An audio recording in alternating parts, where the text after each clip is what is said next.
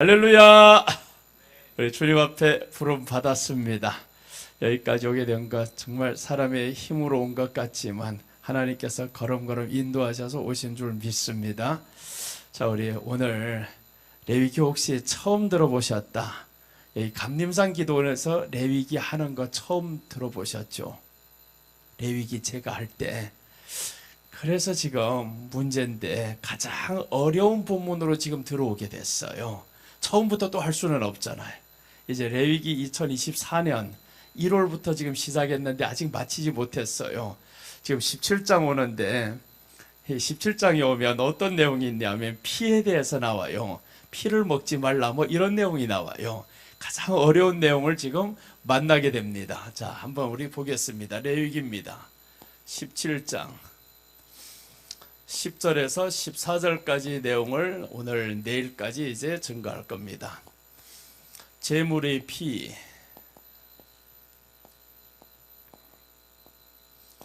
피를 먹지 말라예요.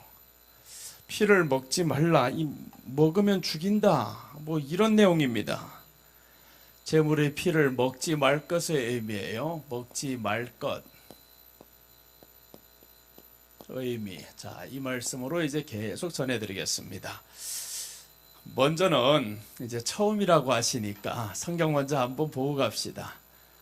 누가복음 24장 32절 한번 보시면서 갑니다. 32절과 44절을 보겠습니다. 32절 보시면 이렇게 나오죠. 누가복음 한번 봅니다. 누가복음 24장 32절 보시면 저희가 서로 말하되 길에서 우리에게 말씀하시고 우리에게 성경을 풀어주실 때 우리 속에서 마음이 뜨겁지 아니하더냐라고 했어요. 예수님께서 성경을 풀어주실 때라고 했는데 어디를 풀어주셨냐, 이게 문제죠. 어디를 풀어주셨을까? 그러니까 이 성경 풀어주시는 것을 듣더니 사람들의 마음이 뜨거워졌어요. 여러분, 사람의 마음이 뜨거워지면요 병이 떠나갑니다. 이 우리 몸에 온도가 1도만 올라가면요 병이 사라지게 되어 있어요. 감기 오는 게 왜 오냐 하면 체온이 떨어지면 감기 오잖아요. 그러니까 체온이 올라가야 되는데 마음이 일단 먼저 뜨거워져야 됩니다. 그래서 오늘 성경에서 말씀하는데 우리에게 성경을 풀어주실 때 우리 속에서 마음이 뜨겁지 아니하더냐라고 했어요. 성경을 풀어주실 때 뜨거웠다. 그럼 어디를 풀어줬을까? 이제 한번 성경 통해 보겠습니다. 좀 더 뒤에 보면 44절에 나옵니다. 이제 44절에 보시면 성경을 풀어주실 때라고 했는데, 자, 한번 보겠습니다. 44절 한번 봅니다. 곧 그 시로 일어나, 누가복음 24장 44절 맞나? 44절 안에 27절 보고 그 다음에 옵시다. 27절 먼저 보겠습니다. 44절 됐어. 글쎄 이제 44절인데 엉뚱한 성경 구절이 나와서, 자, 우리 다 같이 읽어요. 또 이르시되 내가 너희와 함께 있을 때 너희에게 말한 바 곧 모세의 율법과 선지자의 글과 시편에 나를 가리켜 기록된 모든 것이 이루어져 하리라 한 말이 이것이니라. 그러니까 이제 예수님이 제자들을 만나서 마음이 뜨거워졌는데 이 제자들이 어떤 말씀을 들었냐 봤더니 모세의 율법과 선지자의 글과 이렇게 나오죠. 모세의 율법에 대해서 들었다라는 겁니다. 그런데 모세의 율법에 대해서 어떻게 들었냐? 나에 대해서 기록한 것으로 들었다라는 거예요. 여러분, 지금 우리가 레위기 하고 있잖아요. 비록 우리가 제물의 피를 먹지 말라, 이게 누구 내용이냐면 예수님에 관한 내용입니다. 예수님을 지금 설명하고 있는 내용인데 이것을 예수님으로 보지 못하면 그러면 마음이 냉랭해진다 이 말이죠. 근데 예수님으로 오늘 이렇게 설명해 줬어요.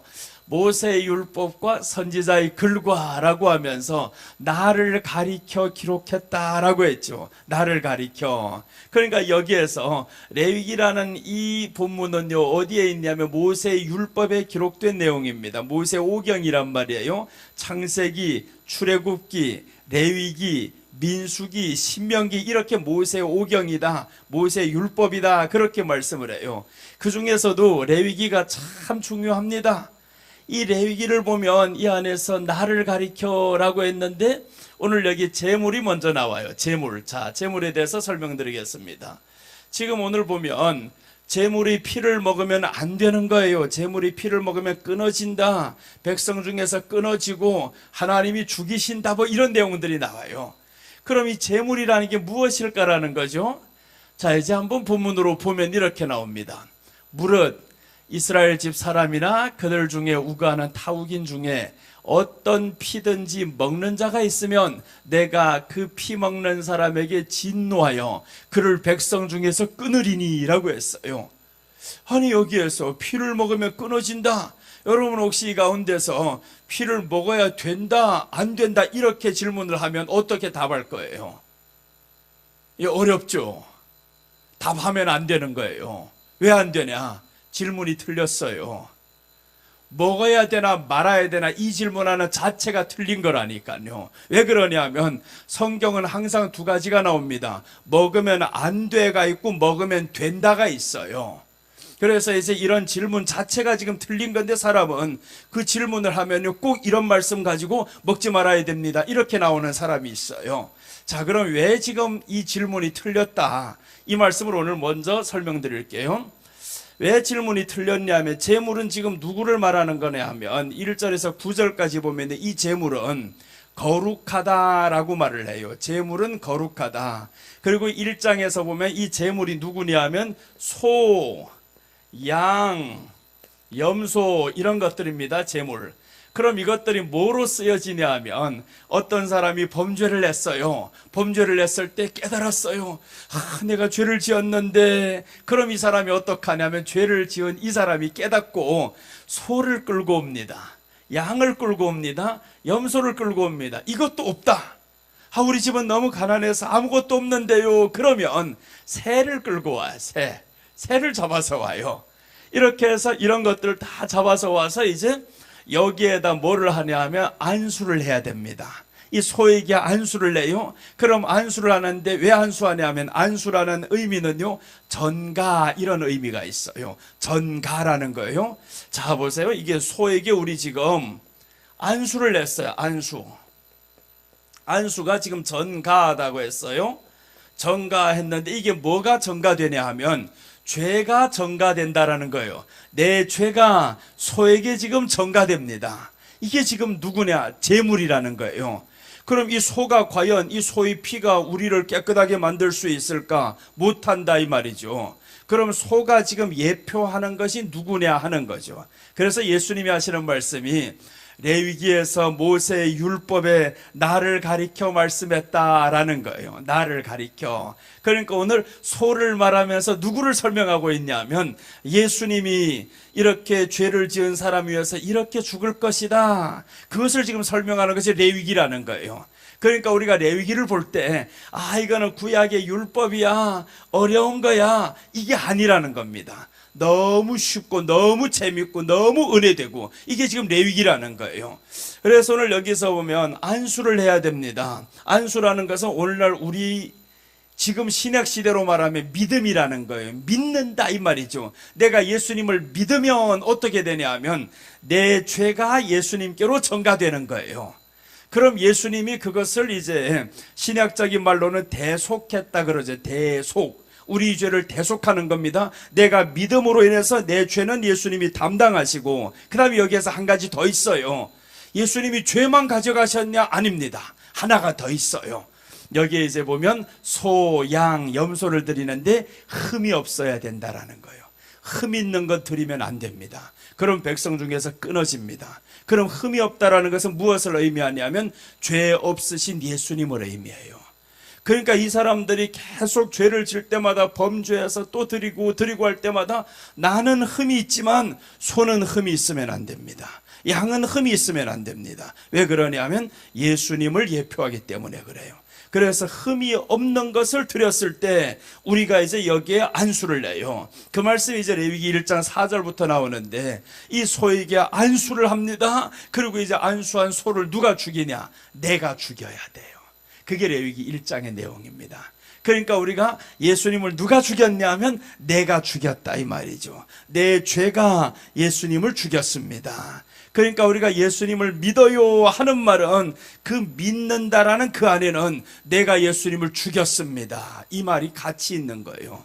그런데 그것을 모르고 우리가 믿다 보면 나 예수님 믿어요, 믿음 구원받는다면서요, 아무런 의미가 없어요. 믿으면요 감동이 있어야 되고 감격이 있어야 되는데 믿음이라는 자체를 모르면 감동이 없어요. 그래서 우리가 믿는다라는 말은 내 죄가 예수님께 전가되는 겁니다. 그럼 예수님이 죄인이 되겠죠. 그래서 예수님이 극악 무도한 죄인이 되어서 십자가에서 죽어요.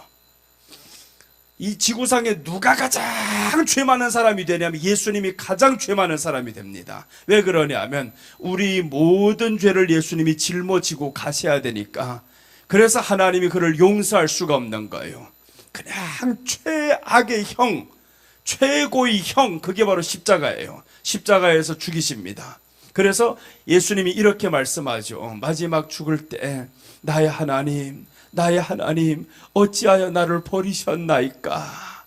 그렇게 하나님 앞에 버리셨나이까 하는데 하나님의 응답이 없어요. 버릴 수밖에 없어요. 왜 그러냐면 구약에서 이미 수도 없이 계속 예표적으로 나왔어요. 백성들이 소를 잡았어, 양을 잡았어, 염소를 잡았어. 이 모든 것들이 누구를 말하냐? 바로 너를 말하는 거다. 너야, 너야, 너야 이 말이죠. 그래서 예수님이 이 땅에 왔을 때 요한이라는 사람이 있어요. 요한이라는 사람이 예수님을 향해서 뭐라고 말씀하냐면 세상 죄를 지고 가는 하나님의 어린 양이로다 라고 하는 겁니다. 양이래요. 이 양이 죽어줬거든요. 구약에서 죽어주셨던 이 양 바로 예수님이라는 겁니다. 그래서 이제 우리가 신약에서 보았었잖아요. 이 사람들이 마음이 뜨거워졌어요. 전에 모를 때에는 뜨겁지 않았는데 야, 우리가 지금까지 하나님 앞에 번제를 드렸고 제사를 드렸고 제물을 잡아서 드렸고 하는 것이 예수님이었네. 그런데 예수를 누가 죽었다나 봤더니 유대인들이 죽여요. 하나님을 믿는다는 이 사람들이 죽여요. 그러니까 이제 여기에서 죄를 깨닫는 사람들이 이것을 드리는 겁니다. 소, 양, 염소, 새 이렇게 이제 하나님 앞에 드리게 되어 있는데 이러면 이제 죄가 전가가 됩니다. 그래서 이제 레위기 17장에서 나오는 이 제물은 누구를 말하냐면 예수님을 설명하는 거예요. 그래서 제물은 거룩해야 되고 제물은 흠이 있으면 안 됩니다.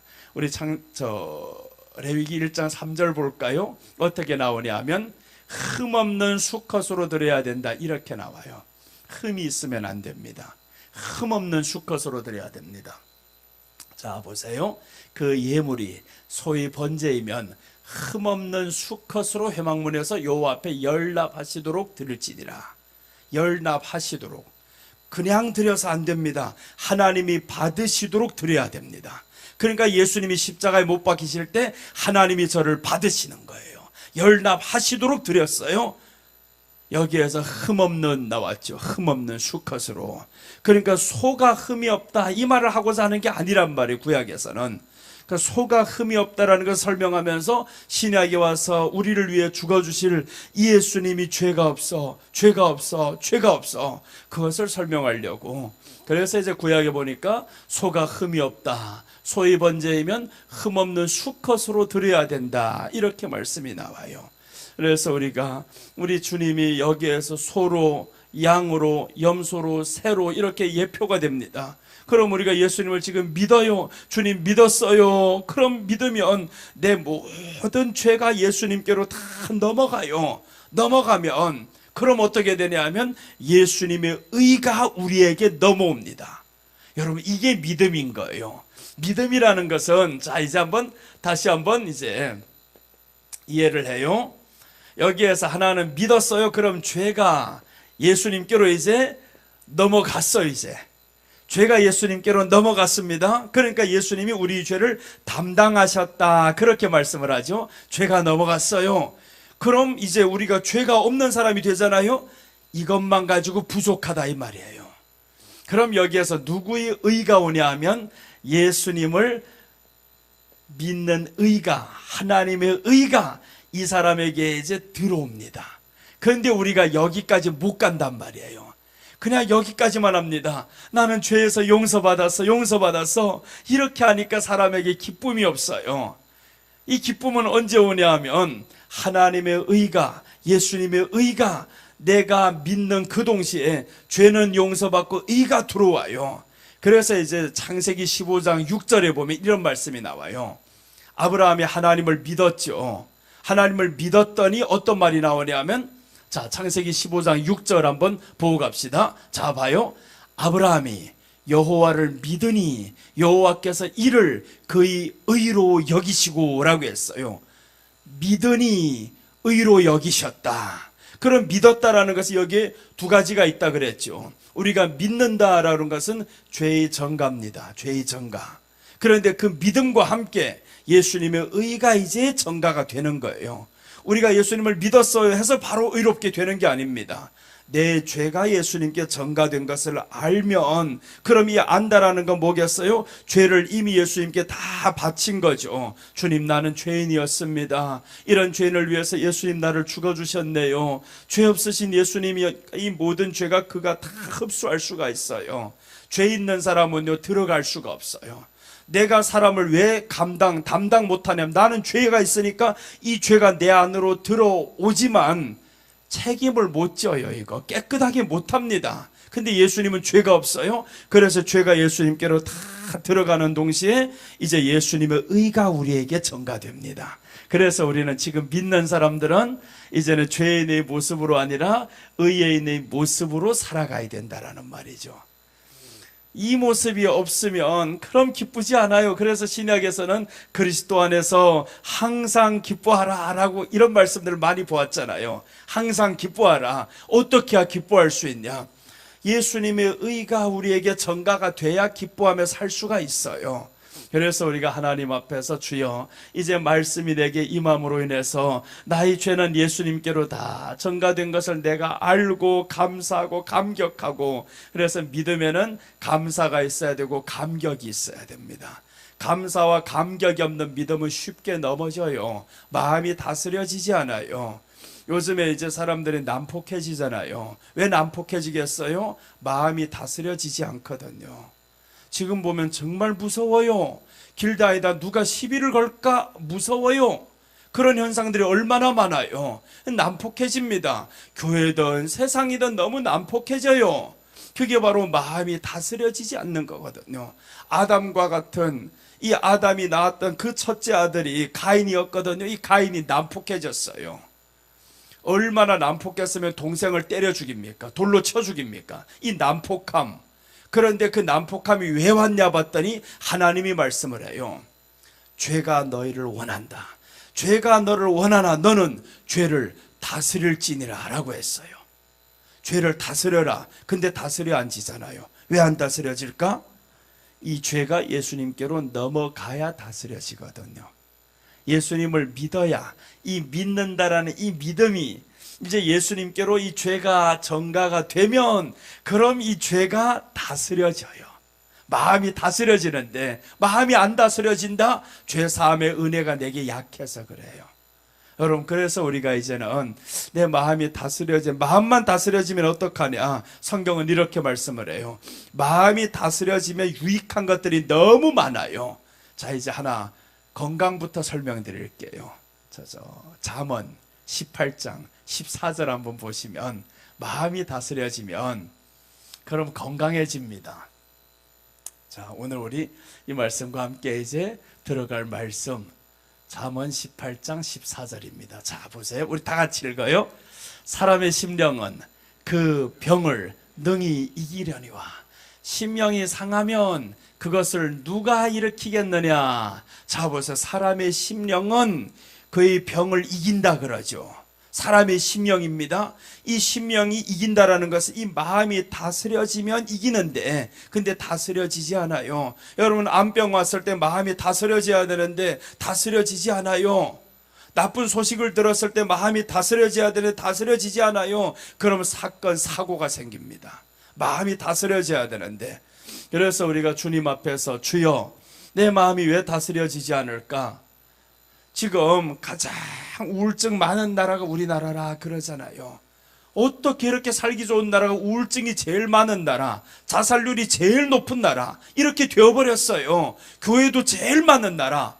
이게 진짜 심각한 문제입니다. 교회가 많으면요 자살률이 적어져야 되고 우울증이 사라지고 그래야 되는데, 그런데 어떻게 우울증이 제일 많은 나라가 되고 자살률이 제일 높은 나라가 됩니까? 이게 교회가 이렇게 많은데.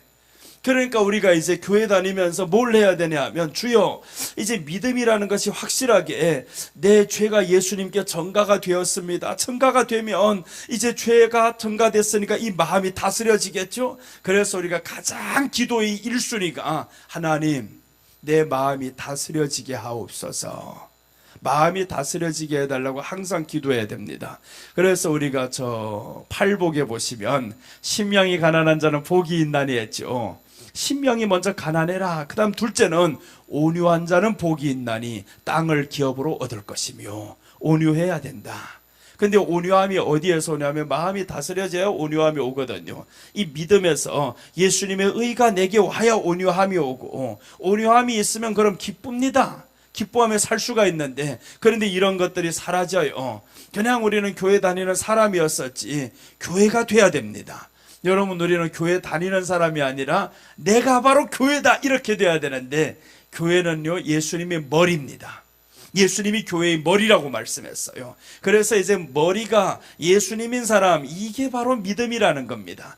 믿음이라는 것은 예수님께 내 죄가 지금 전가가 되었어요. 예수님의 의가 내게 이제 들어옵니다. 그래서 우리가 날마다 살아가는 이 모든 것은 예수님의 의로 살아가야 되는 거예요.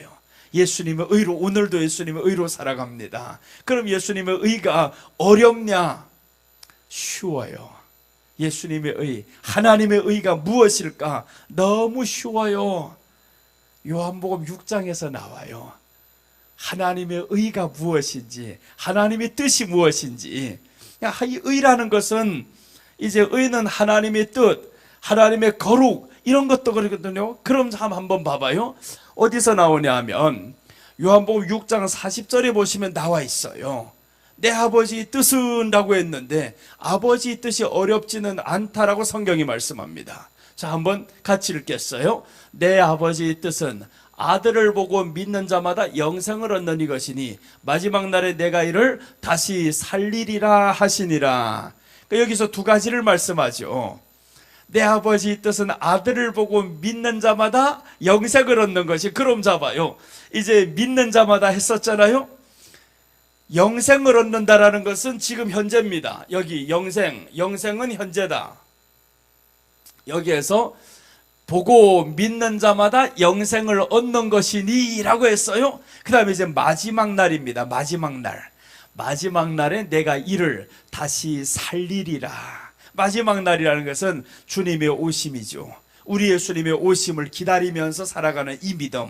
그래서 믿음에 있어서는 영생을 얻은 우리가 이제 여기에서 마지막 날 재림하실 예수님을 기다리면서 살아가는 것이 또한 믿음이다라는 거예요.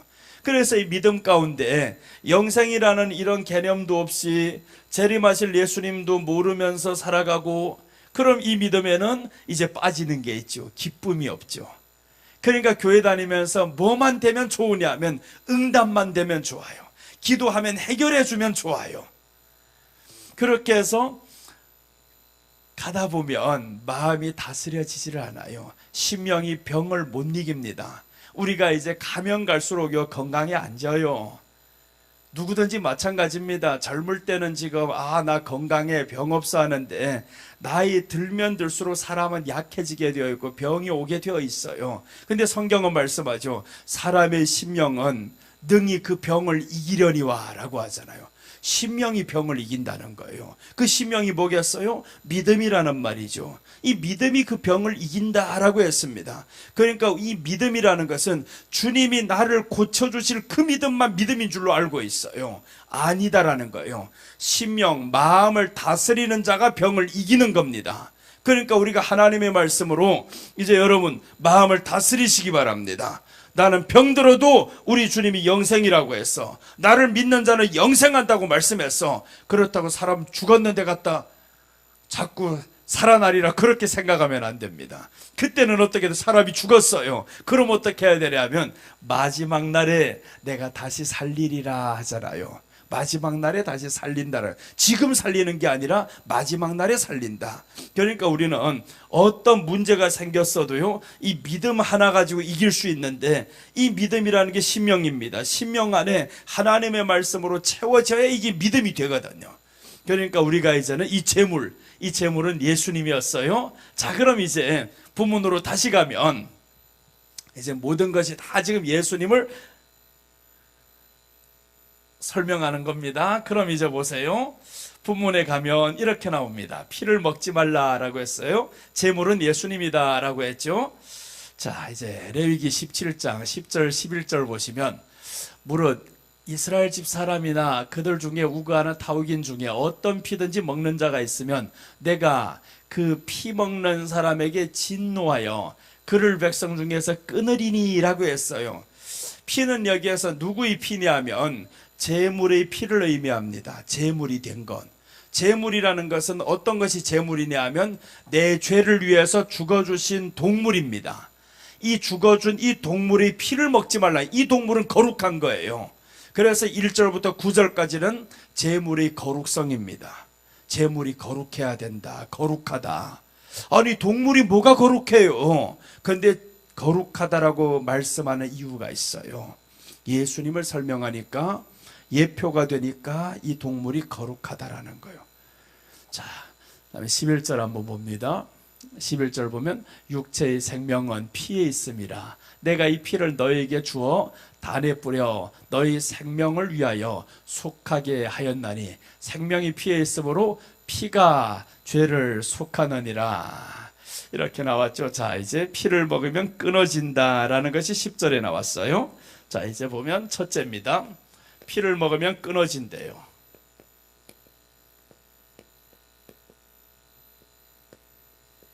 이제 이 의미를 설명하겠습니다. 10절입니다. 피를 먹이면 끊어진다. 피는 이제 제물이 피라 그랬죠. 제물이 피입니다. 이 제물은 예수님을 예표하는 거예요. 그럼 자 보세요. 질문이 틀렸다. 그 말씀을 이제 설명드릴게요. 피를 먹어야 돼요, 말아야 돼요 하면, 그럼 다른 한 가지 먼저 질문할게요. 똑같은 질문입니다.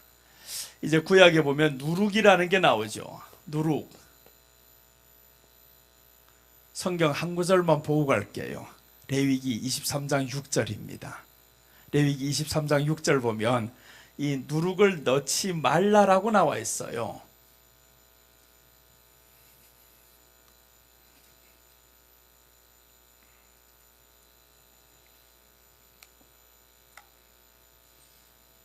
자, 봐요. 이달 15일은 여호와의 무교절이니 7일 동안 너희는 무교병을 먹을 것이라. 무교병을 먹어야 됩니다. 무교병을 먹는다는 것은 누룩을 넣지 않은 떡을 먹는 거예요. 무교병을 먹는다.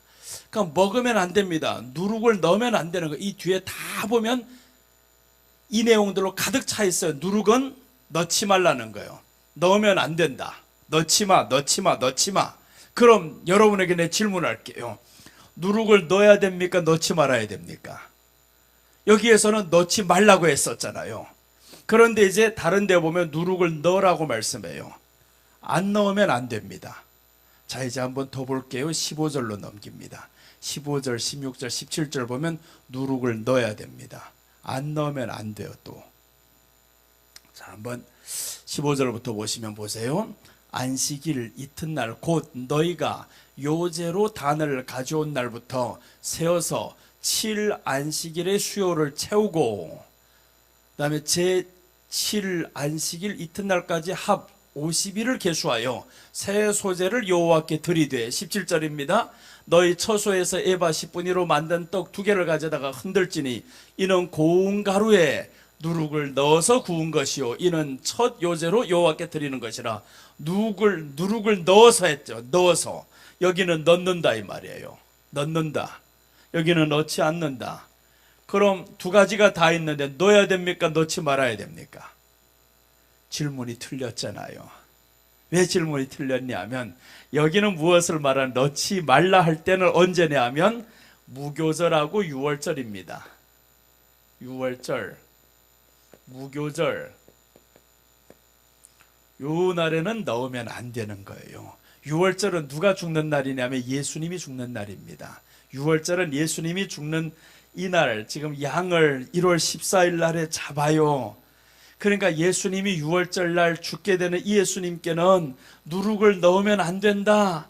그래서 지금 이제 15일 날 했잖아요. 15일 날. 이 15일 날이 무교절입니다. 무교절은 예수님이 무덤에 들어가신 날이죠. 그러니까 예수님이 죽고 무덤에 들어갔어요. 그런데 누룩을 넣었다? 그럼 죄가 있다 그 말이잖아요.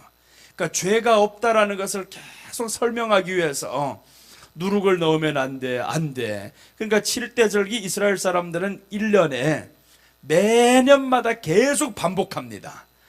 1년이 지나가면 또 6월절부터 시작해서 또 드려, 또 드려. 그렇게 해서 7월까지 계속 이 절기가 반복이 됩니다. 이렇게 반복되는 절기 속에서 사람들 한 번 한 번 드릴 때마다 무엇을 깨닫냐 하면 6월절 날에 누룩을 넣으면 안 돼. 근데 이때는 언제냐 하면 이제 여기에서 설명이 다 나왔잖아요. 제7일을 하면서 7일짜리가 7개가 지나갑니다. 7일짜리가 7개가 지났는데 이게 49일이죠. 그 다음 날에는 이게 오순절을 의미하고 77절입니다. 신약으로 말하면 이제 여기 77절, 여기는 77절이고 77절, 그 다음에 신약으로 말하면 오순절입니다. 자, 오순절. 이 오순절 날에는 넣어라라는 말이죠. 지금 넣어야 된다. 이때 넣지 않으면 안 됩니다. 왜 넣어야 되냐? 이때는 좋은 의미로 쓰입니다. 이때는 좋은 의미로 쓰이고 이때 누룩은 죄로 쓰여지고 이때는 좋은 의미로 쓰여져요. 그럼 잡아요. 이제 양면성에 대해서 설명드릴게요. 이제 요 말만 들으면 이제 이해가 될 거예요. 뱀, 사탄 맞아요, 아니에요? 맞잖아요. 계시록에 보면 뱀은 사탄이요라고 했어요. 그럼 내가 이렇게 말할게. 뱀이 예수님이야 하면 누가 아멘 할래요? 없잖아요. 예수님이에요. 어디에 나오냐? 민수기 21장 8절 9절에서 뱀이 또한 예수님으로 예표돼요. 뱀이 사탄만 예표되는 게 아닙니다. 그래서 민수기 21장에 보면요, 물어 죽이는 뱀이 있는가 하면 장대 위에 달린 뱀을 쳐다보면 살리는 뱀이 있어요. 그러니까 뱀의 양면성이라는 거죠. 뱀. 그래서 뱀이 사탄이요? 예수님이야? 이렇게 말하면 질문 자체가 틀렸다 이 말이에요. 뱀은 예수님도 되고 뱀은 사탄도 예표됩니다. 두 가지가 다 되는 거예요. 그래서 이제 여기에 보면 뱀의 양면성에 대해서 지금 설명드렸잖아요. 뱀은 사탄도 예표되고 뱀은 예수님도 예표된다. 그럼 이제 여기도 마찬가지죠. 누룩은 죄도 예표되지만 여기에서는 죄가 아닌 복음의 확장입니다. 여기는 이게 확장시키는 거예요. 이 누룩을 넣는다는 건 부풀게 만드는 게 누룩의 역할이잖아요. 부풀게 만들어요. 그럼 뭐가 부풀어야 되냐? 여기에서 77절은 오순절 성령님이 임한 다음에 복음이 부풀어야 된다라는 거예요. 복음이 온 세상에 증거되게 엄청나게 부풀리는 거예요. 이렇게 키워나가는 거죠. 그때는 누룩을 넣어야 됩니다. 그러니까 누룩을 안 넣으면 안 되는 거예요. 그러니 여기 피도 마찬가지다 이 말이죠. 그럼 이제 피로 본격적으로 들어갈게요. 여러분 성찬식 때 예수님이 이렇게 말씀했죠. 구약에서 말하면 피를 먹으면 끊어진다고 했어요. 그런데 끊어진다고 예수님이 직접 이제 신약에 오셔서 이렇게 말씀합니다. 저들에게 잔을 주시며 가라사대 이것은 너희를 위하여 흘리는 바 곧 누구의 피라고 했어요? 나의 피라 그랬죠. 잔을 주시며. 그럼 그 피를 이 제자들이 받아야 됩니까? 받지 말아야 됩니까? 받아야 되잖아 그때는. 그러니까 그 피는 어떤 피겠어요? 구원하는 피란 말이에요. 그러니까 피를 먹어야 돼 말아야 돼 하면 여기에서 이 예표적으로 나오는 이 피는 받아야 될 피, 먹어야 될 피지만 그러나 먹지 말아야 될 피가 있어요. 그럼 자 이제 보세요. 여기서는 그럼 어떤 의미일까? 이 피를 먹지 말라는 것은 그럼 어떤 의미일까죠? 어떤 데 보면 피를 먹으래 이거는. 이 피는 먹으라고 하는데 여기는 먹지 말라는 거죠. 자 이제 설명 들어갑니다. 피, 생명이 피에 있다고 했어. 이제 뒤에 보면, 이제 여기 이제 보면 생명은 피에 있다 이렇게 말씀했죠. 그럼 생명이 피에 있다라는 말이 무엇일까? 이 생명을 속하는 것은 피다 이 말이잖아요. 사람의 생명은 피에 있습니다 라는 것은 피가 사람의 생명을 속하게 하나니, 그래서 이제 성경에서 나왔잖아요. 속하게라는 말이 나오잖아요. 이 속하게. 그러니까 뒤에서 나오는데 생명을 위하여 속하게 하였나니, 생명이 피에 있으므로 피가 죄를 속하느니라. 그럼 이 피가 누구의 피를 예표하겠어요? 예수님의 피라는 거죠. 예수님의 피가 이렇게 속하는데, 근데 먹지 말라는 거예요. 이거 먹으면 어떻게 되냐? 하지 말라는 거 만약에 했어요. 그러면 예수님이 하지 말라는 것을 했다라는 것은 이 생명을 피가 속해주는데 믿지 않는 거 되잖아요. 경멸하는 행동이잖아요. 너 이 피 먹지 마. 이 피는 생명을 속하는 거야. 먹지 마. 먹지 말아야 됩니다. 그게 순종이고 그게 믿는 거란 말이에요. 근데 여기서는 먹어버렸다라는 거예요. 먹으면 끊어진다. 그럼 이 말씀은 피는 속하게 한다. 이것은 예수님의 십자가죠. 구원이죠. 십자가의 구원입니다. 자, 이제 해석입니다. 십자가의 구원이죠. 피가. 자, 보세요. 피가 생명을 속한다라고 했어요. 그러니까 우리 생명을 속할 수 있는 건 누구냐면 십자가입니다. 십자가의 구원이에요. 그런데 먹어버렸어요. 이거 먹지 말라는데, 이 말은 뭐냐 하면 십자가의 구원을 경멸하는 사람들이잖아요. 멸시하는 사람들. 이 피는 먹지 마. 근데 먹어버렸어요. 먹지 말라 하는데, 십자가의 구원을 믿지 않는 사람, 멸시하는 사람들, 이런 사람들은 끊어진다 그 말이죠. 자, 십자가의 구원 멸시하면 끊어집니다. 멸시하면 심판이죠. 심판이다. 그래서 구약에서 이렇게 반복하면서 계속 설명하는 겁니다. 십자가의 구원을 멸시하지 마라, 멸시하지 마라, 멸시하지 마라. 그럼 이 사람들 어떻게 드려야 되냐 하면, 구약에서 무엇이 거룩해야 되냐 하면 하나님 앞에 드려지는 제사가 거룩해야 됩니다. 이 제사를 통해서 피가 있거든요. 히브리서 9장 22절 한번 보고 이제 갈게요. 자, 히브리서 9장 22절 보시면, 자, 신약에서 이렇게 결론적으로 이미 말씀해 주는 겁니다. 자, 히브리서 9장 22절 보면 율법을 좇아 거의 모든 물건이 피로써 정결하게 되나니 피 흘림이 없은즉 사함이 없느니라 라고 했었죠. 그러니까 구약에서 사람들이 하나님 앞에 제사를 드리는 게 이게 바로 번제란 말이에요. 이제 레위기에서 나오는 5대 제사가 있습니다. 5대 제사는 먼저는 번제부터 시작합니다. 번제, 소제, 화목제, 이렇게 해서 이제 하나님 앞에 예배를 드려요. 그 다음에 이제 속죄제, 속건제, 이렇게 계속 하나님 앞에 예배를 드리면서, 그런데 여기에는 피가 없어요. 소제는 피가 없이 하나님 앞에 드릴 수 있는 제사예요. 그럼 잡아요. 왜 여기는 피가 없냐면, 이제 예수님으로 설명드리면요, 번제를 통해서 예수님이 죽잖아요. 번제는 예수님이 죽음입니다. 이제 예수님이 죽어요. 죽죠. 예수님이 죽음으로 인해서 이제 소제는 피가 없어요. 예수님이 죽고 어디에 들어가시냐면 무덤에 들어가잖아요. 예수님이 무덤에 들어가신다. 그럼 소제에서는 뭘 해야 되냐면 곡식단을 들고 여기에서 흔들어야 되면, 그때 소제를 드리는데 초실절 날에는 소제를 드려야 됩니다. 그래서 이제 칠대절기하고 이게 같이 지금 연결되어서 가는데, 초실절 날은 무엇을 의미하냐 하면, 자 보세요. 번제는 죽음이에요. 죽음인데 이 죽음이 유월절 날에 누가 죽냐 봤더니 짐승이 죽는 거예요. 양이 죽는 거예요. 그럼 자 보세요.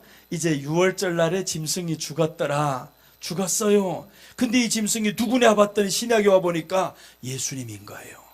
예수님이 죽었어요. 죽은 다음에 예수님 어떻게 됐냐? 이제 뒤에 더 들어가면 누룩을 넣지 말아야 되는 무교절이 나오고 그 다음에 초실절이 나와요. 초실절. 그 사이에 이 초실절은 무엇을 의미하냐면 초실절 날에 소제를 드립니다.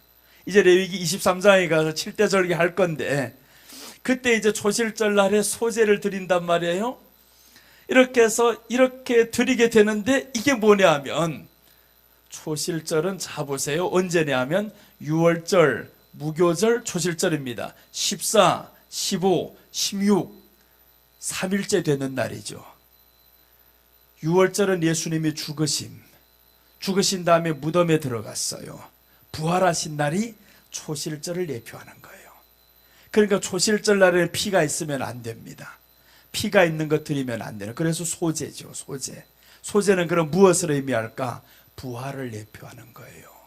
예수님이 부활하셨다. 그러니까 예수님이 여기에서 죽고 부활.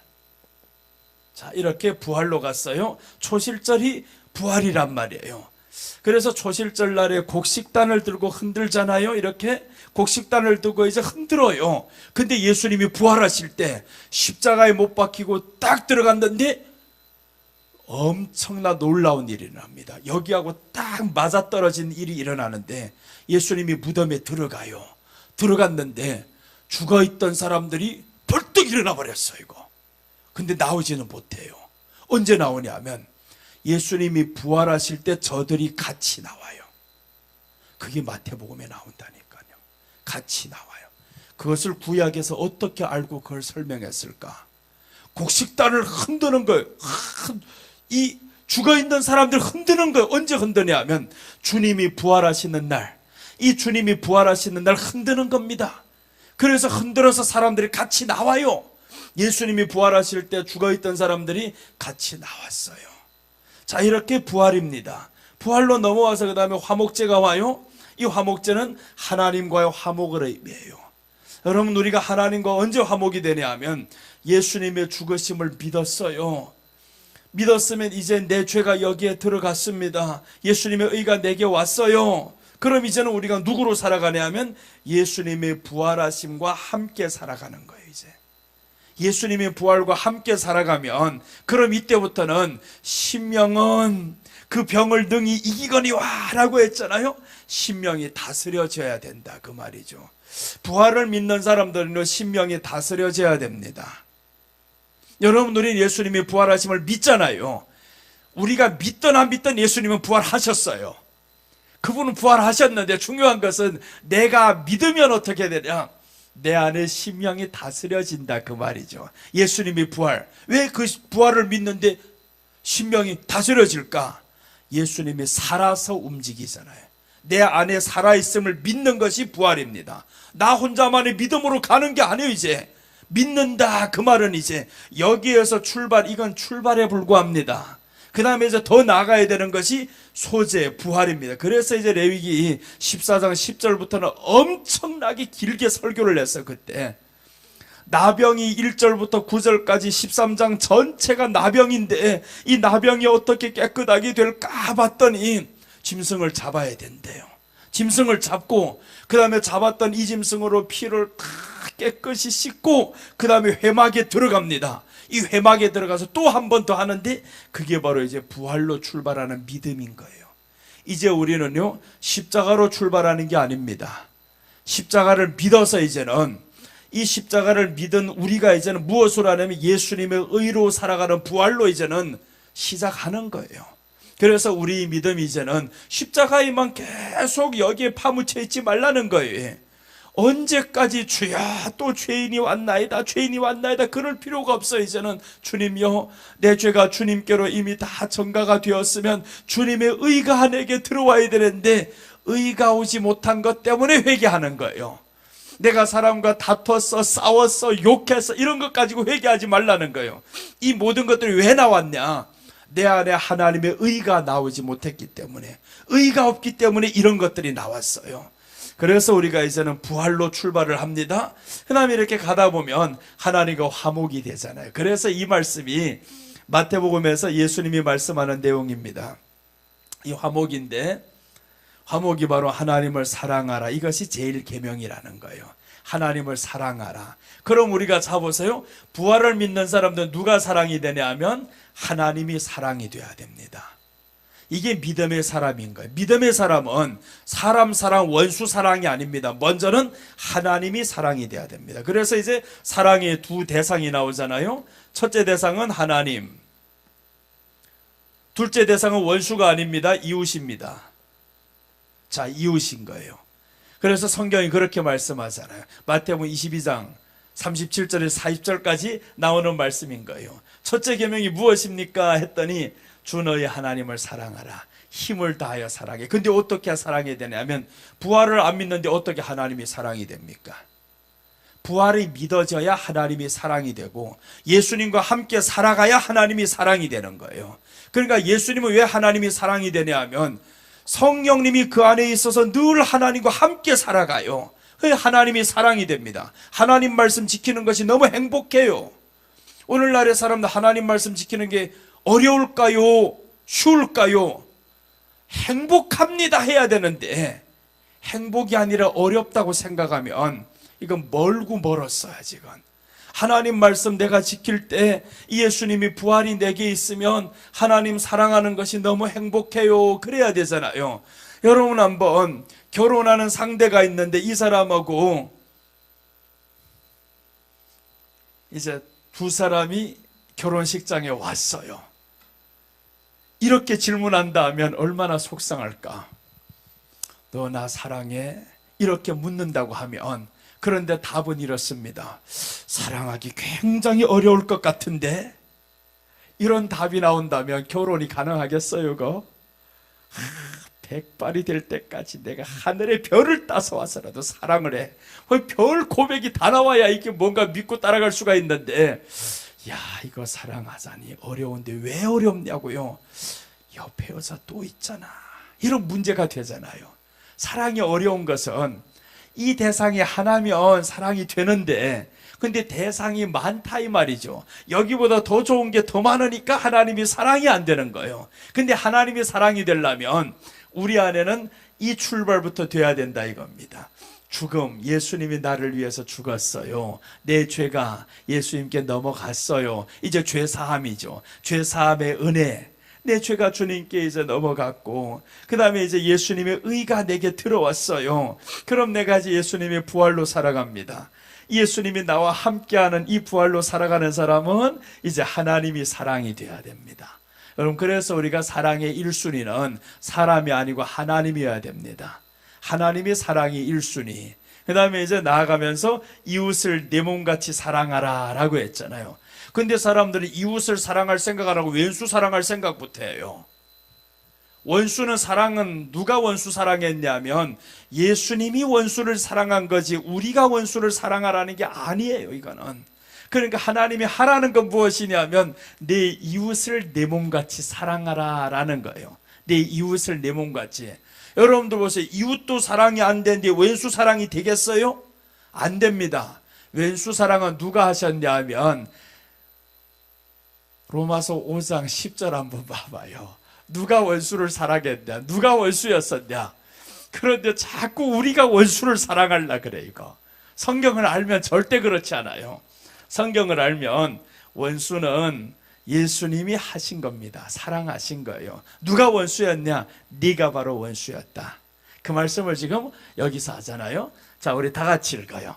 곧 우리가 원수 되었을 때 그 아들의 죽으심으로 말미암아 하나님으로 더불어 화목되었은즉 화목된 자로서는 더욱 그의 살으심을 인하여 구원을 얻을 것이니라. 자 보세요. 구원이 이때부터 시작입니다. 여기서 아닙니다. 나 예수님 믿었어요. 구원받았어. 아유 멀었어. 아직은 아니라는 거죠. 구원이 언제부터는 부활로부터라 했잖아요.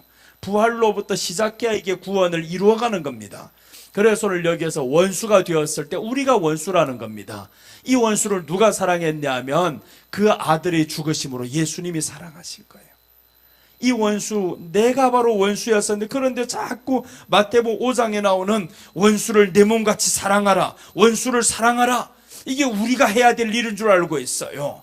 그럼 내가 복음이 되지. 내가 원수를 사랑했으면 내가 어떻게 복음을 만들어요. 우리는 원수였던 나를 사랑해 주신 예수님, 이 복음을 믿는 거예요. 그러니까 우리로 하여금 원수 사랑할 소리 아니고 이웃을 내 몸같이 사랑하라 그랬잖아요. 이웃을.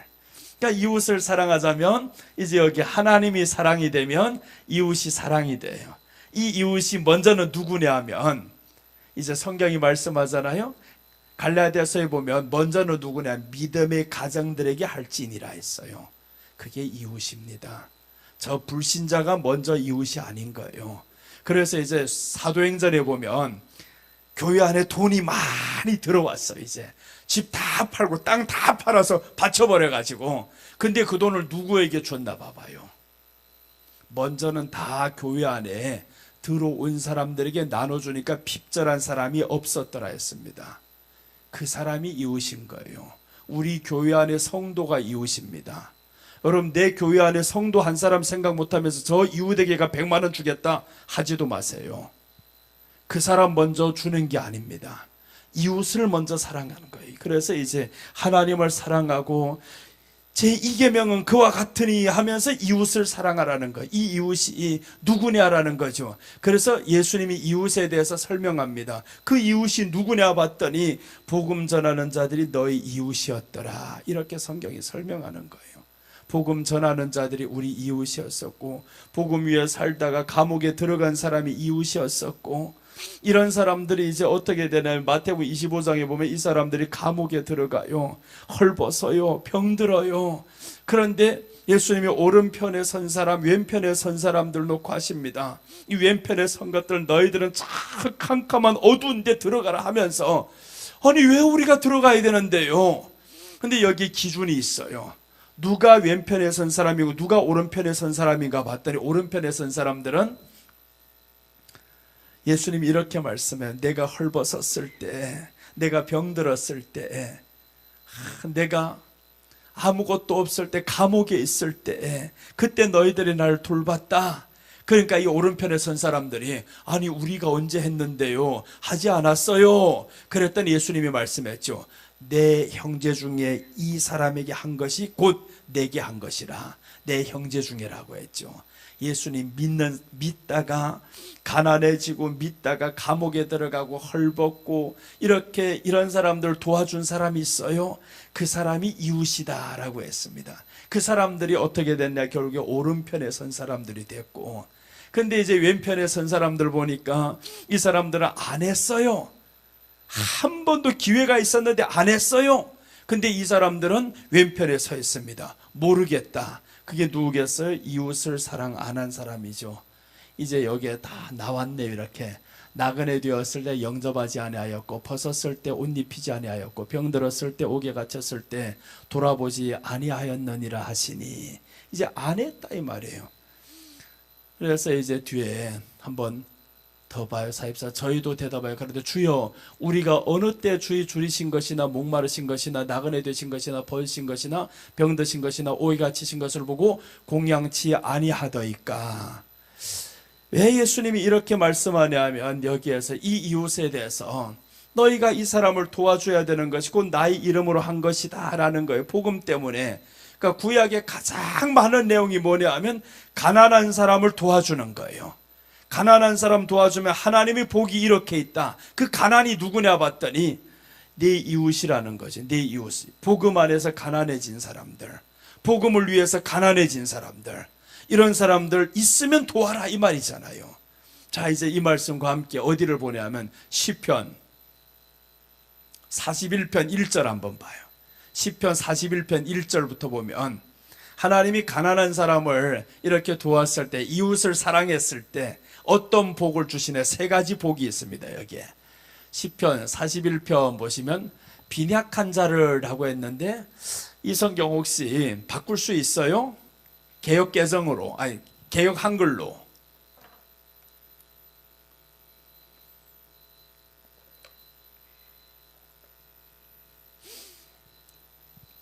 우리 혹시 개역 한글 가진 사람 있으면 시편 내가 가지고 있는 성경으로, 아 왔네. 자 봐요. 여기에서 이렇게 말한단 말이에요.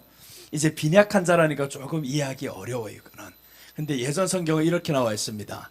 가난한 자를 보살피는 자에게 복이 있으며 재앙의 날에 여호와께서 그를 건지시리로다. 자 보세요. 가난한 자에 대해 나오죠. 그 가난한 자가 성경에 사도행전에서 누가 가난해내 봤더니 교회 안에 다 가난한 사람들이 많아요. 근데 재산을 다 팔아서 바쳤어요. 이 가난한 자들을 다 나눠주니까 교회가 가난한 사람 없어졌습니다. 자, 그래서 이제 보면 가난한 자를 보살피는 자에게 복이 있으며, 복까지 설명하잖아요. 왜 복이라고 했겠어요? 여기에서 내 이웃을 내 몸같이 사랑해, 이 말이가 내 이웃을 내 몸같이 사랑해. 그럼 가난한 자를 보살피는 자에게 복이 있으며 재앙의 날에 여호와께서 그를 건지시리로다. 첫째, 재앙의 날에 건지겠다 이렇게 말씀하잖아요. 가난한 자를 도우면 재앙의 날에 심판의 날이잖아요. 그러니까 이제 예수님의 이름, 이 가난한 자가 그냥 가난한 자가 아닙니다. 이스라엘 백성들 중에서죠, 자기 백성들 중에서 가난한 자가 있냐 그러면 이제 보살펴라. 그 다음에 이제 또 보세요. 2절 3절 보면 하나님이 여기에 세 가지 복을 주십니다. 여호와께서 그를 지키사 살게 하시리니 그가 이 세상에서 복을 받을 것이라 라고 했어. 복을 받을 것이라. 주여 그를 그 원수들이 뜻에 맡기지 마소서. 첫째로 보세요. 가난한 자, 내 이웃을 내 몸같이 사랑하면 그럼 어떻게 되냐? 재앙의 날에 너를 지키겠다. 재앙이 오지 않는다 이 말이잖아요. 그 다음 둘째는 원수들이 손에 맡기지 않겠다. 원수가 얼마나 많아요? 살다 보면 우리를 해치고자 하는 사람들, 괴롭히는 사람들 많잖아요. 붙이지 않겠다. 그 다음에 셋째입니다. 셋째 보시면 여호와께서 그를 병상에서 붙드시고 그가 누워있을 때마다 그의 병을 고쳐주시나이다. 이렇게 하나님이 이런 복으로 우리가 쌓아요. 이웃을 사랑해요. 그럼 하나님이 어떻게 하시냐? 네가 병상에 누워서 내가 너를 고치겠어. 이렇게 말씀하잖아요. 세 가지를 하나님이 준다라는 거예요. 이런 복을 우리에게 주시는 이유가 이게 화목제입니다. 그래서 다윗이 화목제를 하나님 앞에 드렸더니 재앙이 그쳐집니다. 이 모든 재앙이 그때부터 그쳤더라. 이 말씀 하나만 볼게요. 사무엘아, 보자. 제일 마지막 장인데 한번 제가 사무엘하 25장 24절인가 한번 봅시다. 사무엘하가 몇 장까지 있나 봐요.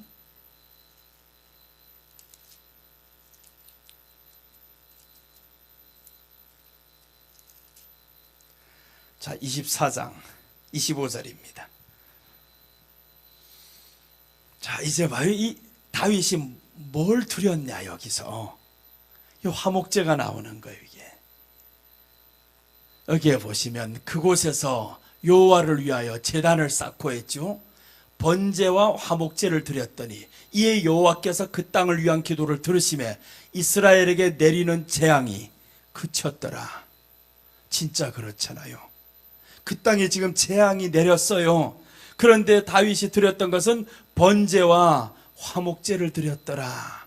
이 번제와 화목제가 예표하는 것이 있다고 했죠. 예수님의 죽으심과 예수님의 부활과 함께 화목하는 거예요. 하나님 사랑하고 이웃 사랑하고.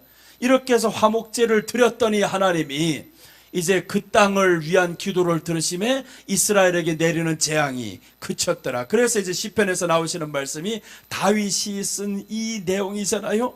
그래서 가난한 자를 도우면 하나님이 복을 주시겠다더라. 그게 바로 재앙을 그쳤더라. 재앙이 그쳤더라. 사실로 그렇게 되는 거죠. 그래서 우리가 하나님 앞에서 쌓는 겁니다. 이 이웃 가난한 사람 있으면 한 번이라도 주여, 우리 형제가 가난해요, 우리 성도가 가난해요. 그럼 가난한 사람이 저 도울 수 있으면 내가 힘껏 도와야 됩니다. 그래서 우리에게 하나님 재물을 주셔야 할 이유가 있다면 주님이여 내가 우리 형제를 도울 수 있게 내게 재물을 주세요. 그럼 하나님이 편하게 주겠죠. 재물 그냥 달라고, 나만을 위해서 달라고 하면 이건 욕심으로 쓰는 거니까 잘 안 줘요. 그런데 하나님이 나 이웃 사랑할 수 있게, 하나님 위해서 쓸 수 있게 주여 허락해 주세요. 그럼 하나님이 재물 주실 수밖에 없어요. 그래서 오늘 여기에 다윗이 번제와 화목제를 드렸더니 재앙이 그쳤더라 라고 했습니다. 재앙만 그치겠어요? 여기에 전염병이 이때 엄청 일어나 수많은 사람들이 죽었을 때입니다. 그러니 하나님이 질병에서 또한 고쳐주신다라는 것까지 이루어지죠. 질병에서도 고쳐주십니다. 그러니 우리가 하나님 사랑해야 되는 것, 여기 하나님 사랑, 이웃 사랑 이렇게 지금 왔어요. 여기에 피를 먹으면 끊어진다. 그리고 십자가의 구원을 멸시하면 먹는 거죠. 먹지 마 했는데 먹어버렸어요. 그럼 멸시하는 겁니다. 오늘날의 순대국 피 이런 거 선지해장국 이런 피를 말하는 게 아닙니다. 절대로. 근데 그것까지 연결한단 말이에요. 그 피 먹으면 안 돼. 그 피가 우리를 구원한 적이 있어요? 그 피가 우리를 구원하는 게 아니었단 말이에요. 이 피는 어떤 피냐면 속죄하는 피라고 했잖아요. 내 죄를 속죄하는 피니까 이 피는 누구의 피를 대표하나? 예수님의 피, 십자가의 구원, 이것을 지금 말하려고 하는 건데 왜 선지 해장국 먹으면 지옥 가 이런 소리 하냐고. 그런 게 아니라는 거예요. 그러니까 먹기 싫으면 먹지 말란 말이에요. 나는 안 먹어요, 솔직히. 이 말씀 때문에 피 먹으면 지옥 가 끊어져 이것 때문에 안 먹는 게 아닙니다. 먹기 싫어요. 맛없어요. 피가 뭐 맛있어 이거. 선지 근데 좋아하는 사람 있어요. 또 좋아하면 드셔. 근데 나는 안 먹어요.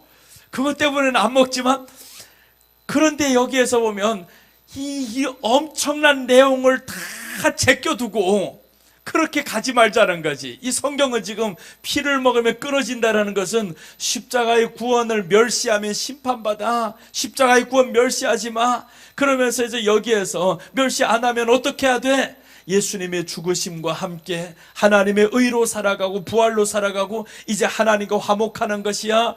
이게 바로 구원을 멸시 안 하는 거죠. 나 예수님 믿는다고만 해서 끝나는 게 아니라 이제 너 믿었으면 그럼 하나님과 화목해야 된다.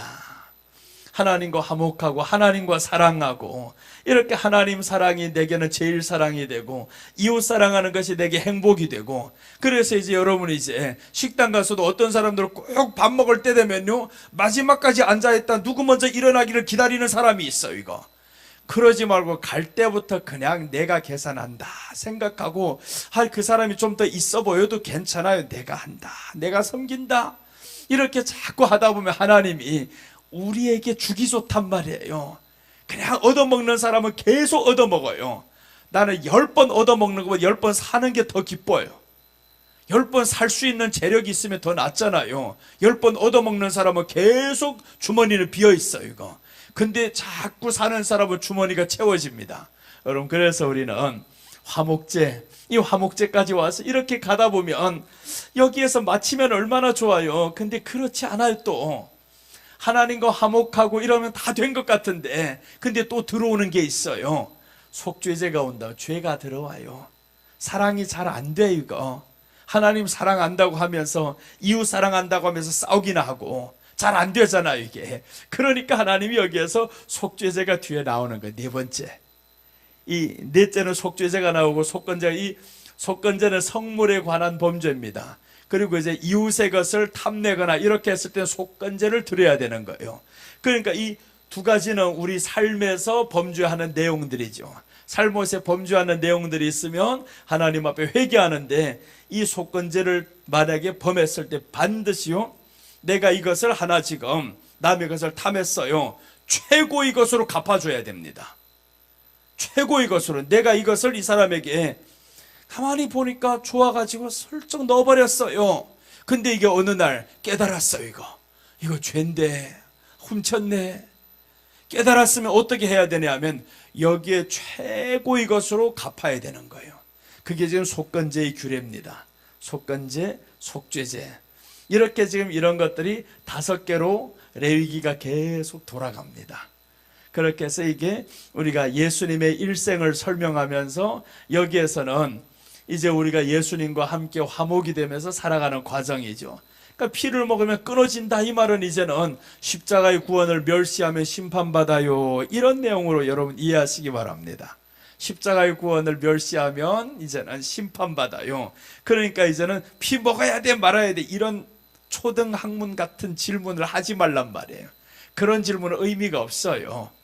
그래서 우리가 정말 하나님 앞에서 이제는 어떻게 하면 여기에 하나님과 함께 부활로 인해서 예수님의 의가 내게 들어오고, 그래서 이제 내 마음이 하나님 다스려지게 해주세요. 문제 생겼을 때마다 하나님 내 마음이 다스려지게 해주세요.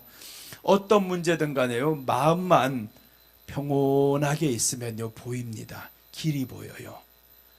조급하면 길이 안 보입니다. 아플 때에도 마찬가지예요. 아파 하면 점점 더 아파집니다. 그런데 사람의 신명이 그 병을 능히 이기려니와 라고 했는데, 우리가 급하면 급할수록 때로는 더 침착하게 해야 되는데, 그게 언제 가능하냐면 예수님 안에서, 이 안에 주님의 죽으심과 주님의 의가 내게 있고 주님과 함께 살아가야 그게 가능하잖아요.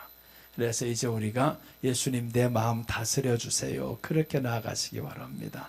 마음만 다스리면 정말 사는 게 너무 평온해지고 행복해지고 그럴 건데, 마음이 다스려지지 않아서 다툼이 와요. 다투다 보면 결국에 별 생각 다 오잖아요. 그러니까 우리가 가는 곳에 이제 다툼이 없으리라, 그렇게 하면 얼마나 좋아요. 여러분 혹시 이제 교회에서도 이런 모습을 보았을 거예요. 다투거나 싸우거나 흉보거나 이런 것들을 보았을 거예요. 그런 모습을 볼 때마다 어떻게 하겠어요? 주여, 내가 있는 그곳은 이제 다툼이 멈추는 장소가 되기를 원합니다. 교회는 사실 그러면 안 되거든요. 교회는 다툼이 있으면 안 됩니다. 미움이 있으면 안 되는 거예요. 그럼 왜 우리 교회는 이래요? 그거 잘못 봤어요. 이제 한번 더 중요한 것 설명드려요. 왜 그러냐? 자, 이제 보시면 우리가 나가는 것은 교회 나가는 게 아닙니다. 교회 나간다 말이 틀렸어요. 자, 우리는요 어디를 가냐 하면 교회당에 나가는 거예요. 교회당에 나가는 겁니다. 교회당은 교회가 아닙니다. 교회당은 머리가 없어요. 근데 교회는요 머리가 있어요.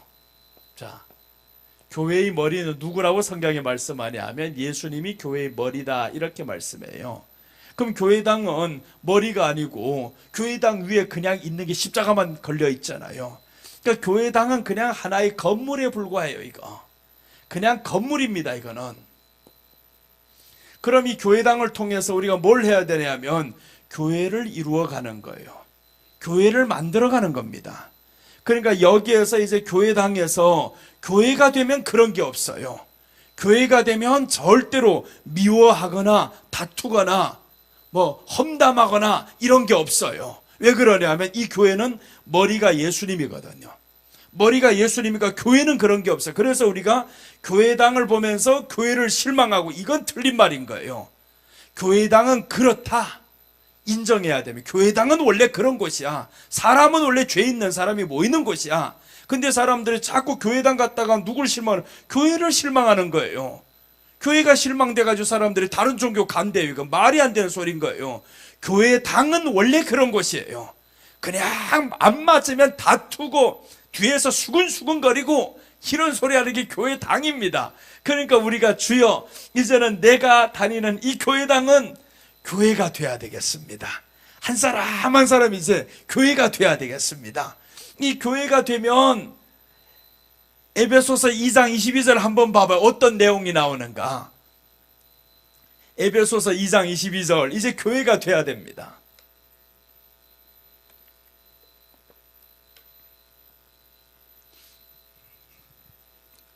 자, 이제 여기서 이렇게 말씀할 처소가 나오죠. 너희도 성령 안에서 하나님의 거하실 처소가 되기 위하여 예수 안에서 함께 지어져 가느니라 라고 했어요. 예수 안에서 함께 지어져 가는 것이 바로 우리가 여기 교회로 가는 겁니다. 이 교회가 되는 거죠.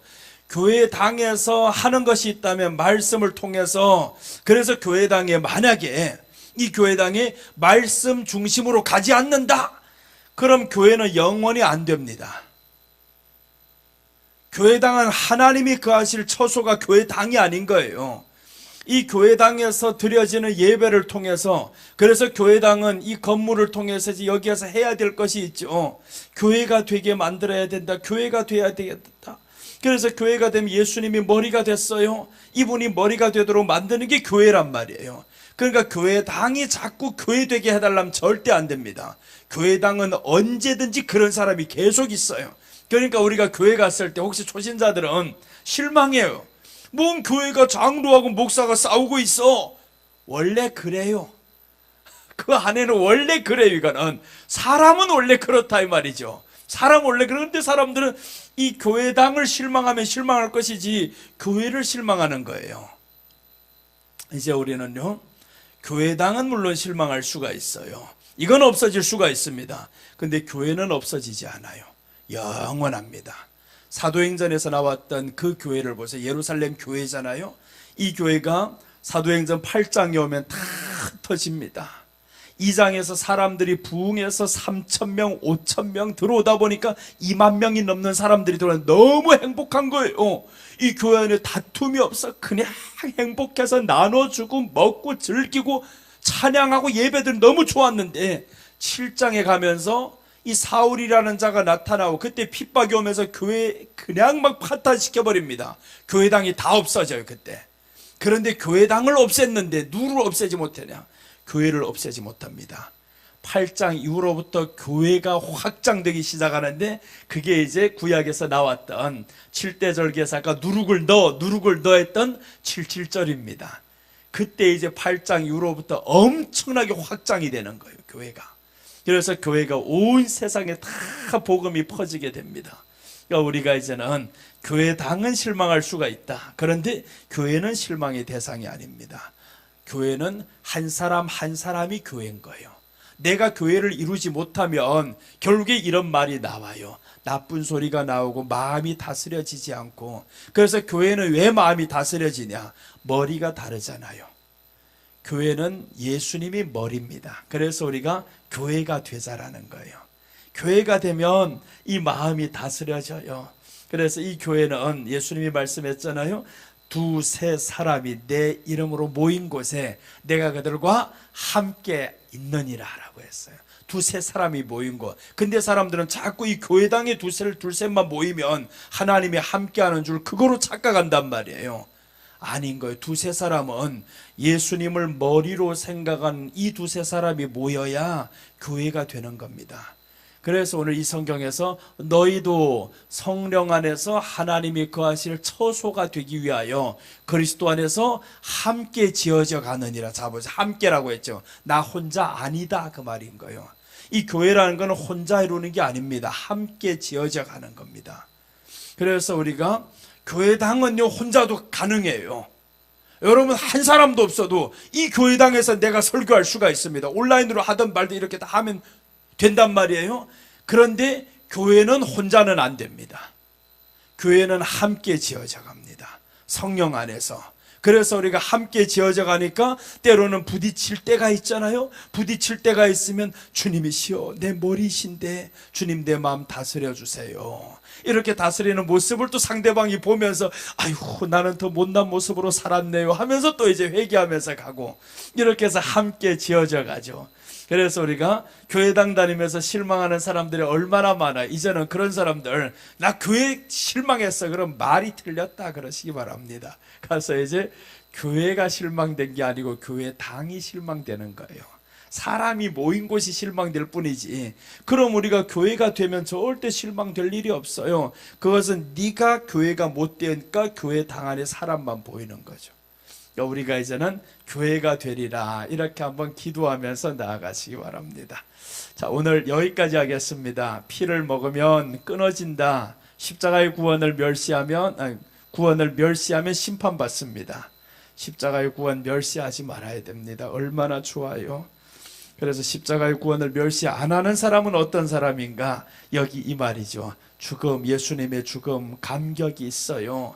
그 십자가의 구원을 멸시 안 하는 사람은 이제 예수님 나를 위해 죽었어요. 내 죄가 이제 전가되었어요 하면서 감격이 있죠. 감사가 있죠. 이제 주님의 의가 내게 들어왔으니까 성품이 바뀌는 거예요. 이제 내 안에 예수님의 마음이 하나 둘 채워가다 보니까 내 안에 있던 나쁜 성품들이 떠나가잖아요. 그렇게 주님의 의가 내 안에 오게 하소서. 이렇게 가면서 주님이 부활로 살아가요. 하나님이 사랑이 돼요. 여기까지 오면 이제 멸시 안 하게 되죠. 십자가의 구원이 너무 감사가 되죠. 그럼 이런 사람들을 어떻게 저 교회당에서 그런 나쁜 짓 하고 싸우고 그러겠어요. 그러니까 싸우는 사람 보면 직분 때문에 보지 말라는 거예요. 당신이 이런 직분 가지고 어떻게 이렇게 할 수가 있어. 그 사람들 그냥 한마디로 결정 지으면 됩니다. 여기야 교회당이야. 당신은 교회가 못 됐어 아직. 교회가 되려고 우리는 계속 기도하는 거예요. 주님이 내 머리가 되어주세요. 이렇게 주님이 머리가 되면 그때부터는요, 잘 됩니다. 주님이 머리가 되는데 누가 감히 원수가 되겠어요? 달라지는 거예요. 주님이 머리가 되면 내가 손해일 것 같은데 절대 손해 아닙니다. 주님께 한번 맡겨보세요. 그래서 주님이 말씀하잖아요. 원수를 내게 맡겨라. 내게 맡겨라. 맡기라는 말은 뭐예요? 너는 맡기고 편안하게 살아라 이 말이잖아요. 맡기면 내가 갚아주리라 라고 해서 주님이 갚아주리라. 진짜 놀랍게 갚아줍니다. 하나님 앞에 내가 미워했던 사람들, 나를 힘들게 했던 사람들 미워하지 말아요. 이제는 미워하지 말고 맡겨버리세요. 맡기면 어떡하냐? 내가 해봐야 얼마 못합니다. 못 이겨 이거. 근데 하나님께 맡겨버렸어요. 맡긴다라는 것은 그냥 맡겼어요. 이게 맡긴 게 아닙니다. 맡기고 났다라는 것은 미워 안 집니다. 그게 맡긴 거예요. 여러분, 그래서 우리가 맡겼다라고 자꾸 사람들을 말하는, 맡겼는데 하면서 자꾸 미워요. 힘들어요. 맡긴 게 아닙니다. 그러니까 맡겼으면요, 불쌍해집니다. 하나님이 때릴 게 보이잖아요. 내가 해봐야 못 때리는데, 못 이기는데 하나님께 맡겨버리니까 하나님이 때리는 게 보여요. 하나님이 심판하는 게 보입니다. 그럼 그 사람이 밉기는커녕 때로는 불쌍하죠. 하나님이 치면 얼마나 크게 칠까. 저거 망하게 생겼는데, 죽게 생겼는데 진짜 그렇게 됩니다. 나 정말 20년 동안 쭉 교회 개척할 때부터 지금까지 20년 되었어요. 얼마나 많은 사람들이 힘들게 만들고 힘들게 하면서 떠나가고, 그런 사람들 오면서 처음부터 지금까지 거짓말 아닙니다. 한 사람도 미워해 본 적 없어요. 한 사람도 미워 안 했습니다. 그렇게 힘들게 하는 사람 미워 안 했어요. 하나님께 다 맡겨버렸습니다. 제일 늦게 응답받는 게 12달 안에 다 하나님이 손을 봅니다. 진짜 신기할 정도로 하나님이 손을 떼요. 야, 너무 놀라. 그래서 이제 괴롭히는 사람이 있으면요, 내가 절대 안 싸웁니다. 하나님께 맡기면서 불쌍해요. 아유, 저 어떡하나 불쌍해요. 어떤 사람은요, 돈 사기치고 떠나간 사람이 있어요. 젊은 사람인데 우리 친구인데 하나님이 데려갔습니다. 나 돈 사기친 사람 보고 돈 내놔 줘 말 안 합니다. 엄청 힘들게 살아왔어요. 개척하면서 너무 힘들게 살아왔는데 달라 소리 안 했습니다. 하나님이 다 갚아주십니다. 그러니까 우리가 이제 하나님께 맡기면서 한번 가봅시다. 맡긴다라는 걸 체험해 보면요, 맡기는 게 너무너무 재밌고요, 그 사람들 향해서 내가 너무 불쌍해 보여요. 이 불쌍한 사람들아 어찌 이렇게 할 수가 있을까? 미워 안 져요. 그러니까 밉지 않으면 내 마음이 평안하잖아요. 미운 사람 있으면 힘들어요. 그래서 성경은 미워하지 말라 대신에 하나님께 맡겨라 라고 하죠. 자꾸 사람들 미워 안 하게 해달라고 기도하는 거예요. 아니요, 맡기면 됩니다. 맡겨버리면 불쌍해져요. 아유, 저 인간 맞는 게 얼마나 불쌍해지고, 정말 불쌍해요. 여러분, 그래서 힘들게 하는 사람들 분명히 주변에 있을 겁니다. 너무너무 많아. 힘들게 하는 이런 환경도 있고 사람도 있고. 근데 하나님이 진짜로 맡기잖아요. 바로 손을 댑니다. 정말 놀랍도록 손을 댑니다. 그러니까 여러분, 우리가 정말 하나님 사랑하면서 갑시다. 사랑하면서 가면 하나님이 응답하시고 역사합니다. 자, 내일 둘째 이어가겠습니다. 기도합니다. 하나님 아버지, 은혜를 감사드립니다. 예수님은 우리를 너무 사랑하셔서 주님 안에서 기뻐하며 살기만을 원하고 계신데, 우리가 주님 안이 아닌 내 방식대로 살다 보니 마음에 기쁨은 없는 채 살아올 때가 많았습니다. 주님이시여 용서하여 주시옵소서. 하나님께서 구원하신 목적은 주 안에서 항상 기뻐하며 하나님의 거하실 처소가 되기 위하여서 우리가 함께 지어져 가야 하는데, 지어져 가는 그 사람을 내가 미워한다면 어찌하겠습니까? 주님이여 불쌍히 여겨주셔서 우리 안에 그런 마음 없도록 지켜주시옵시고, 우리 심령이 다스려지도록 성령님께서 도와주시옵소서. 예수님, 그 이름이 우리에게 임했는데, 오셨는데 그 이름과 함께, 예수님과 함께 이제 살아가는 우리 모두에게 하나님, 세상이 감당할 수 없는 그 기쁨이 임하게 하여 주옵소서. 감사를 드리며 다시 오실 예수님의 이름으로 기도드립니다. 아유, 첫 시간에 이렇게 너무 어려운 말씀 주제가 되어서 죄송합니다. 다른 거 바꿀 수도 없고. 그래서 이제 가다 보면 이제 점점 쉬워질 겁니다. 자, 우리 하나님께 준비한